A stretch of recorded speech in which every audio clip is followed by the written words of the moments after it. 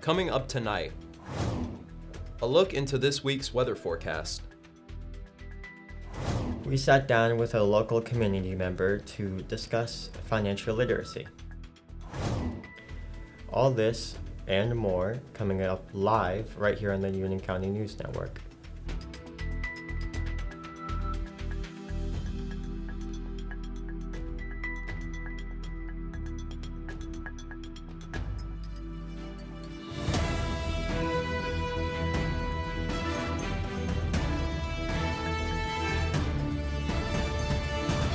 Good evening, and welcome to the Union County News Network. My name is Dorian Perdomo. And my name is AJ Strong. Coming up first tonight, we have a 7-day outlook on the forecast here in Union County. We now send it over to our meteorologist, Danny Rajesh. Well, ladies and gentlemen, a peek outside this week brings a waft of frigid pain to our wonderful city. Monday brings hails of rain while being the warmest day, this week at a high of 49 and a low of 41. Tuesday gets a little sunny with a high of 45 and a low of 27.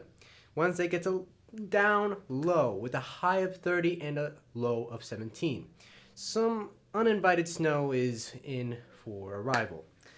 Then Thursday we will have a high of 27 and a low of 20, and Friday we'll have a high of 36 and a low of 27. Heading into the weekend, we have cloudy skies with Saturday having temperatures in the 30s and Sunday having temperatures in the 40s. Back to you guys. Thanks, Danny. Recently here in Ohio, the economy has been booming. Yeah, it sure has. The Ohio Department of Job and Family Services recently put out a statement that Ohio employers have added 53,000 jobs since this time last year. Molly Bryden, a researcher with Policy Matters Ohio, added, quote, "While national job growth is slowing, Ohio's growth remains consistent, accounting for more than half of jobs added nationally," end quote. That's amazing news. With this, many teenagers are getting out in the workforce and earning money. However, many of these young people are financially inept. Our team went to Marysville Early College High School to understand why students are financially illiterate. We now send it over to our on-field interviewer, Jacob Bennett. Thank you, Dorian. I'm currently standing right here outside Marysville Early College High School. Many students here are starting to enter the workforce, but many of them have no clue how to handle their funds properly.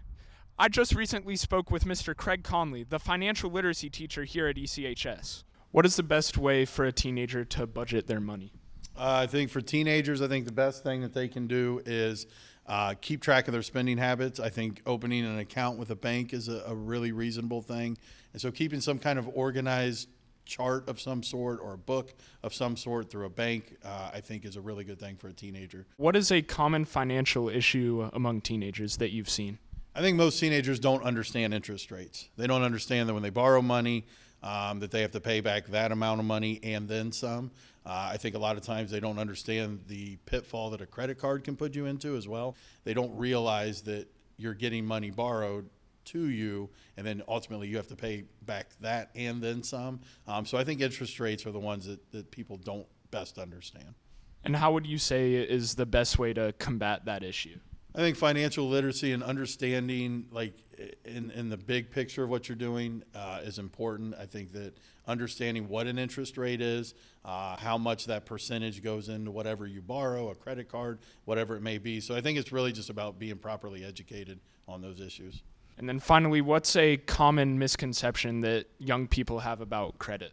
I think that they don't understand credit scores, they don't understand interest rates, like I said. I think a lot of times they just think that the free-for-all that sometimes comes with credit is sometimes something that they have a misconception about, or it feels like, well, I can just spend as much as I want, or I can max out a credit card or something like that. And I think they don't realize that they're ultimately setting themselves up for a really difficult time financially.